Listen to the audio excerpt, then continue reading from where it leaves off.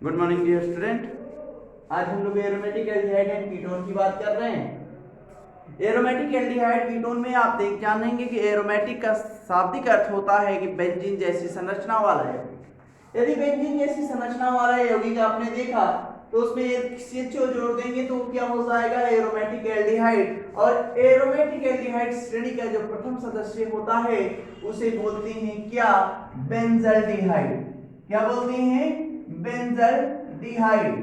Benzaldehyde को कड़वे बादाम में पाए जाने, कड़वे बादाम को पीसने के बाद, उसको गर्म करने के बाद, बॉयल करने के बाद एक ऑयल मिलता है, उसी की समान गंध पाई जाती है। इसी कारण से इसे ऑयल ऑफ बीटर आलमंड भी कहते हैं।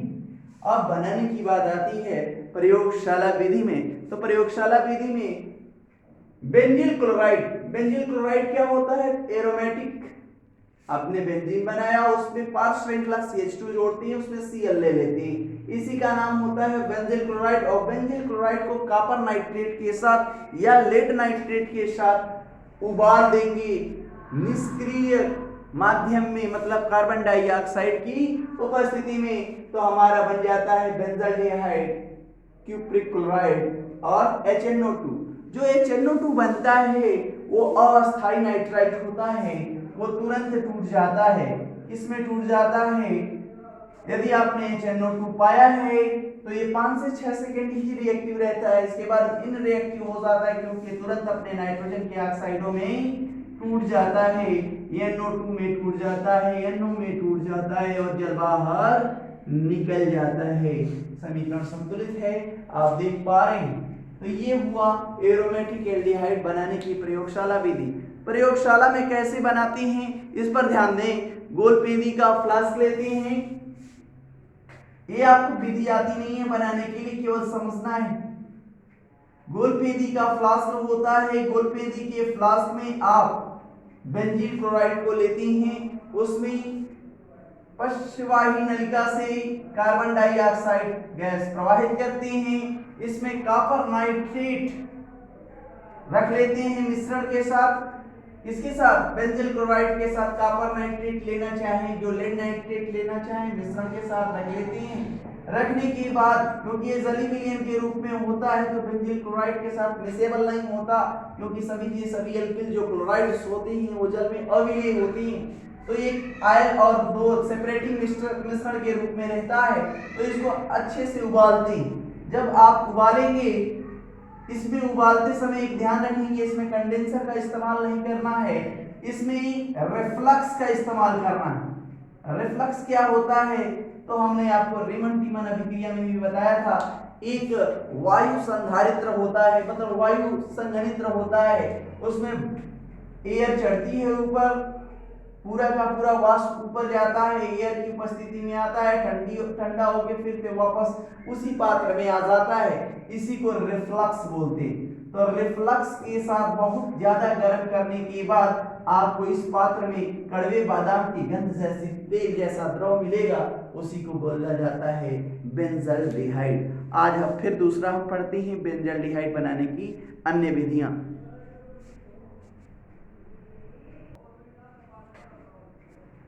एरोमेटिक एल्डिहाइड में बेंजल्डिहाइड बनाने की दो अन्य विधियां भी देखिए। बात करते हैं पहला कैल्शियम बेंजोएट। नाम है कैल्शियम बेंजोएट। बेंजोइक अम्ल का कैल्शियम लवण को आपको शुरू दिन में ही जब एलिफेटिक एल्डिहाइड कीटोन पढ़ा रहा था मैं, तो जरूर बताया होगा कि कैल्शियम बेंजोएट यदि हो, चाहे कैल्शियम एसीटेट हो, केवल शुष्क आसमन कराएंगे तो कीटोन बनेगा। मतलब फार्मिक अम्ल का कैल्शियम लवण को छोड़ दिया जाए, किसी भी मोनोकार्बोक्सिलिक अम्ल हो, चाहे एल्किल हो चाहे एरिल हो, उसको गर्म किया जाता है तो कीटोन बनता है। लेकिन उसी मोनोकार्बोक्सिलिक अम्ल के साथ यदि कैल्शियम का फार्मेट, मतलब फार्मिक अम्ल का कैल्शियम लवण यदि रिएक्ट कर जाता है, शुष्क आसमित हो जाता है, तो जितने कार्बन का मोनोकार्बोक्सिलिक अम्ल होता है उतने कार्बन का एल्डिहाइड बन जाता है। कहने का तात्पर्य आप समझ नहीं पाए होंगे तो समझिए केवल आप कैल्शियम बेंजोएट गर्म करेंगे तो बेंजोफिनोन बनता है, कीटोन बनता है। लेकिन यदि आप कैल्शियम बेंजोएट को कैल्शियम फॉर्मेट के साथ गर्म करेंगे तो ऑलवेज ऑलवेज ऑलवेज आपको एल्डिहाइड ही बनेगा। मतलब कैल्शियम का कहीं भी अभी लवण आ जाएगा, गर्म करने की बात होगी तो इधर देखिएगा कितने कार्बन का कार्बोक्सिलिक अम्ल है उतने कार्बन का एल्डिहाइड बना लीजिएगा। समझ में आई होगी बात। दूसरा है बहुत इंपॉर्टेंट रिएक्शन कहा जाता है रोजनमुंड अपचेन। रोजनमुंड अपचेन, यह रोजनमुंड अपचेन इसलिए इंपॉर्टेंट हो जाता है कि यह मोनोकार्बोक्सिलिक अम्ल की क्लोराइड, मतलब कह सकते हैं क्लोराइड व्युत्पन्न की बात कर रहे हैं, जिसको एसिड क्लोराइड बोलते हैं हम लोग। एसिड क्लोराइड चाहे एसिड क्लोराइड कह रहा है, एसिड क्लोराइड हो चाहे एसिड क्लोराइड, आर में भी एल्किल चाहे एरिड, कह रहा है एसिड क्लोराइड को बेरियम सल्फेट आधारित पैलेडियम उत्प्रेरक लेते हैं उबलती हुई ज़ाइलिन या सल्फर की उपस्थिति में।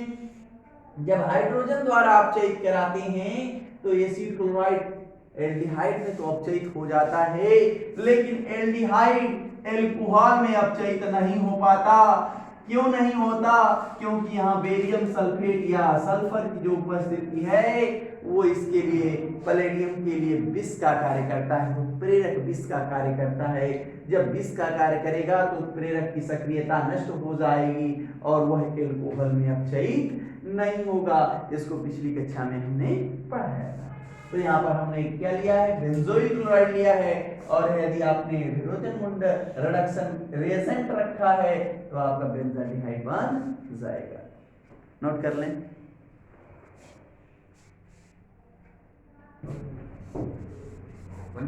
ध्यान से देखिए इधर, गाटर-मान एल्डिहाइड संश्लेषण अभिक्रिया में क्या होगा? गाटर-मान एल्डिहाइड संश्लेषण अभिक्रिया का रिएजेंट तैयार है तो रिएक्शन तैयार है। समझिए आप, कह रहा है कि सर जी इसका रिएजेंट क्या होता है, तो इसका रिएजेंट होता है HCl और सांद्र HCl का मिश्रण इन प्रेजेंस ऑफ निर्जल AlCl3। कहता है कि सर जी ये रिएक्शन कैसे करता है, तो देखिए HCl और HCl का जो मिश्रण है निर्जल AlCl3 की उपस्थिति में जुड़कर एक माध्यमिक यौगिक बना लेता है। कैसे बनाता है, ध्यान से देखिए। माध्यमिक यौगिक बनाने में 11 HCl ऐसे उसकी संरचना होगी। HCl डेल्टा पॉजिटिव और डेल्टा नेगेटिव के रूप में होता है। कार्बन और नाइट्रोजन में अधिक विद्युत ऋणी नाइट्रोजन होने की वजह से यह साझे का इलेक्ट्रॉन युक्त नाइट्रोजन के ऊपर जाता है। जहां पर से जाता है वहां पॉजिटिव चार्ज, जहां पर जाता है वहां नेगेटिव चार्ज, और H+ उसके पास जाता है जहां नेगेटिव देखेगा तो N के पास जाके जुड़ के NH बना लिया, और Cl जाके CH के पास Cl बना लिया। यह एक यौगिक बन गया। यह यौगिक एक इलेक्ट्रोफाइल की तरह व्यवहार करता है, क्योंकि जस्ट लाइक नाइट्रीन होता है। कह रहा है कि सर जी यह बेंजीन या बेंजीन जैसे कोई भी यौगिक हो, फिनॉल हो, हम फिनॉल के साथ भी क्रिया करा सकते हैं, लेकिन फिनॉल में कंडीशन हो जाएगा। फिनॉल जो होता है वो ऑर्थो पैरा निर्देशी होता है, तो जो आगामी प्रोडक्ट होगा वो ऑर्थो पैरा का मिश्रण बनता है।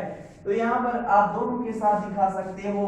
तो कहता है कि सर क्या होता है जब बेंजीन को HCl तथा सांद्र HCl के मिश्रण के साथ निर्जल AlCl3 की उपस्थिति में गर्म करते हैं, तो आंसर आप लिखेंगे बेंजीन को निर्जल AlCl3 की उपस्थिति में, बेंजीन को निर्जल AlCl3 की उपस्थिति में,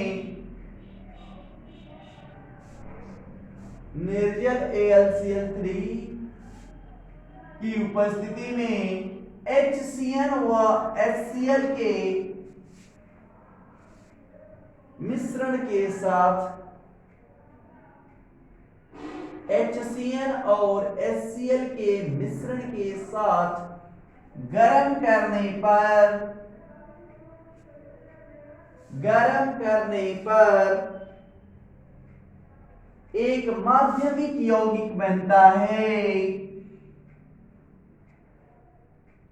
एक माध्यमिक यौगिक बनता है।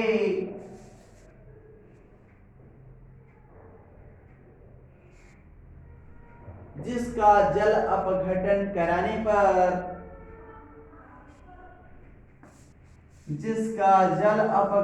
कराने पर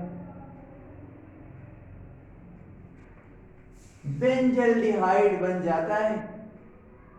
अब कहोगे सर जी यहाँ पे NH3 निकाले हैं, यहाँ HCl है, NH3 HCl के साथ क्रिया कर जाएगा तो आप चाहेंगे तो यहाँ NH4Cl लिख सकते हैं, क्योंकि कोई भी अभिक्रिया एक पात्र के अंदर कराई जाती है तो यहाँ पे NH3 यहाँ पे जो निकल रहे हैं इनको परस्पर क्रिया करा के लवण भी बना सकते हो। इसको भी लिखने की जरूरत नहीं है, इसको भी लिखने की जरूरत नहीं, डायरेक्ट ये लिख दीजिए। क्लियर? कह रहा है कि सर जी फिनॉल के साथ करा देंगे तो ध्यान से देखिएगा, जरूर सर जी ने आपको पढ़ाया होगा HCl प्लस सांद्र HCl के मिश्रण की उपस्थिति के साथ AlCl3 निर्जल AlCl3 की उपस्थिति हो क्रिया कराए होंगे। नंबर 1 चरण, नंबर 2 चरण में आपने क्या कराया होगा, जल अपघटन कराया होगा।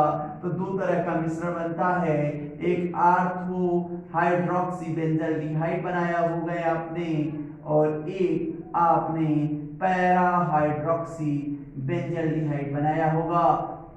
यही ना आपने पढ़ा होगा, ये पैरा हाइड्रोक्सी बेंजल्डिहाइड है, ये आर्थो हाइड्रोक्सी बेंजल्डिहाइड है। आर्थो हाइड्रोक्सी बेंजल्डिहाइड को ही सैलिसल्डिहाइड कहते हैं। कहने का तात्पर्य क्या है, जो HCl और HCl का जो मिश्रण होता है वो इलेक्ट्रोफाइल का व्यवहार करता है और किसी भी एरोमेटिक सदस्य के रिंग से जुड़ कर CHO का फॉर्मेशन कर देता है। यहाँ पर भी ऐसे ही चरण में अभिक्रियाएं हुई होंगी। यहाँ पर जो ऊपर का इलेक्ट्रोफाइल है इसके आधार पर इलेक्ट्रोफाइल के जुड़ने का क्रम निर्धारित होगा कि वो आर्थो पे जुड़ेगा कि पैरा पे जुड़ेगा कि मेटा पे जुड़ेगा। तो जानते हैं जो OH समूह होता है वो आर्थो पैरा निर्देशी होता है। तो आगामी इलेक्ट्रोफाइल या तो आर्थो पे जुड़ा होगा या तो पैरा पे जुड़ा होगा। तो आर्थो पैरा पे जो मिश्रण बना तो कह रहा है कि सर जी इसमें से सबसे ज्यादा स्थायी कौन, तो आप कहते हैं सैलिसल्डिहाइड ज्यादा स्थायी, क्योंकि इसके बीच में हाइड्रोजन आबंधन भी बनने लगता है। इतना आपको पढ़ाया गया होगा पिछली कक्षा में, ठीक है। अब हम लोग इसी से मिलता जुलता रिएक्शन की बात करें तो नेक्स्ट हमारा रिएक्शन होगा गाटरमान कोक। यहाँ पे क्या जोड़ देंगे, कोक। और याद रखिएगा आपका रिएजेंट थोड़ा सा बदलेगा। कोक को अंग्रेजी में बोलते हैं कोच। क्या बोलते हैं, कोच। COH, CO और HCl का विलयन मिश्रण होगा, मतलब कार्बन मोनोऑक्साइड और सांद्र HCl का मिश्रण होगा।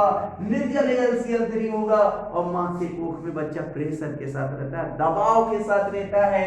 तो याद रखेंगे निर्जल AlCl3 वो उच्च दाब।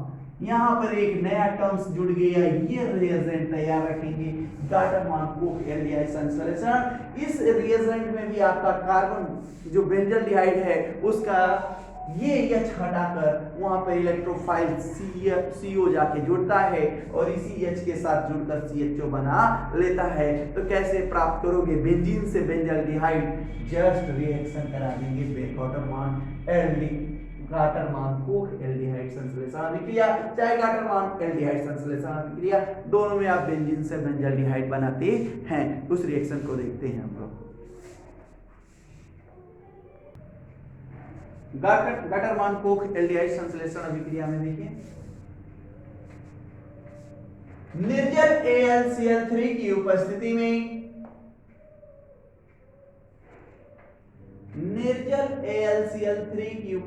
में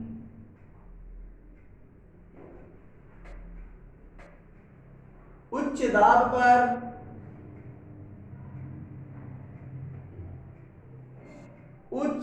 पर बेंजीन को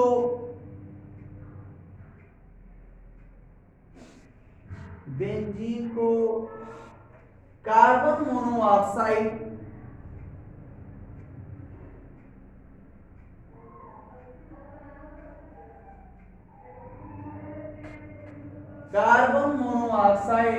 तथा HCl गैस के मिश्रण के साथ HCl गैस के मिश्रण के साथ क्रिया कराने पर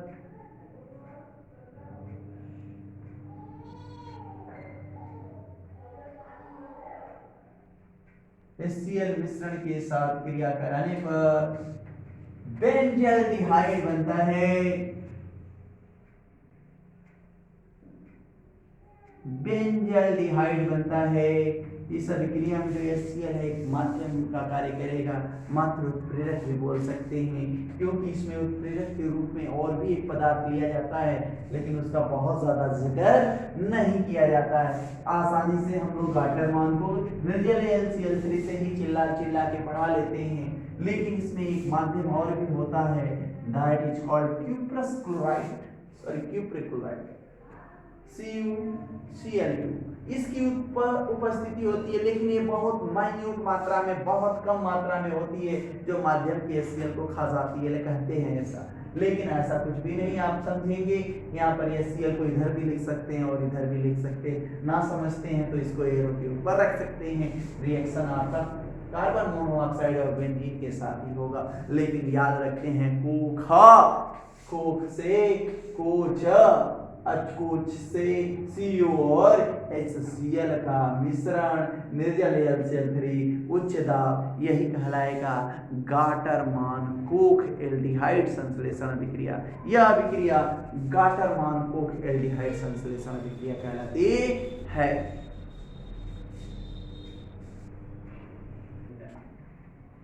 स्टीफन विरी या स्टीफन अभिक्रिया या स्टीफन अपचयन अभिक्रिया, इसमें क्या होता है, ध्यान से देखो बाबू। रिएजेंट तैयार, रिएक्शन तैयार, याद करने की आवश्यकता नहीं। कहता है कि सर इसका रिएजेंट तो इतना नहीं होता है। SnCl2 स्टेनस क्लोराइड और सांद्र HCl का जो मिश्रण होता है, ताप की उपस्थिति, यही स्टीफन अभिक्रिया का रिएजेंट होता है। और क्यों कह रहा है कि SnCl2 सांद्र HCl के साथ क्रिया करके स्टैनिक क्लोराइड बना देता है, जो नवजात हाइड्रोजन बनता है, वो नवजात हाइड्रोजन ही क्या करा देता है, अपचयन की क्रिया कराता है। कोई भी एल्किल हो चाहे एरिल साइनाइड हो, उसका अपचयन स्टीफन द्वारा कराएंगे तो एक माध्यमिक यौगिक बनता है, जिसका आप जल अपघटन करा देते हो तो क्या बन जाता है, एल्डिहाइड बन जाता है। हम जैसा पढ़ रहे हैं, हम पढ़ क्या रहे हैं, बेंजल्डिहाइड, बेंजल्डिहाइड की बात कर रहा हूं, ध्यान से देखना बाबू। यहाँ पर एक बेंजीन श्रृंखला है और उससे जुड़ा हुआ CN है, दैट इज कॉल्ड साइनोबेंजीन या फेनिल साइनाइड। क्या नाम बोलते हैं इसको, फेनिल साइनाइड भी बोलते हैं, साइनोबेंजीन भी बोलते हैं। इसको आप अपचयित करा दे रहे हो, इससे स्टीफन रिएजेंट SnCl2 और सांद्र HCl के मिश्रण द्वारा अपचयित करा दे रहे हो।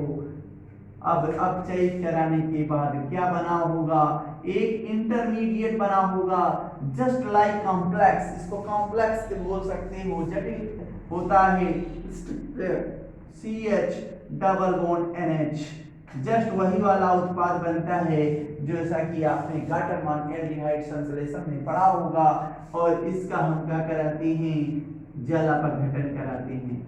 माध्यमिक उत्पाद बना, इसका हमने क्या करा दिया, जल अपघटन करा दिया। तो जल अपघटन कराते ही क्या बन जाता है, बेंजल्डिहाइड बन जाता है, CH बन जाता है, NH3 बाहर निकलता है। इस NH3 को यदि माध्यम का HCl मिल जाए तो ये NH4Cl के रूप में निकलना पसंद करता है। आप NH3 भी लिख के काम चला सकते हो, समझ में आई बात। यहाँ पर कोई भी एल्किल हो चाहे एरिल हो, साइनाइड हो, उसको एल्डिहाइड में बदलना है तो कौन सी रिएक्शन कराओगे, तो स्टीफन कराओगे, स्टीफन कराओगे और केवल ही स्टीफन कराओगे। Okay, complete reaction.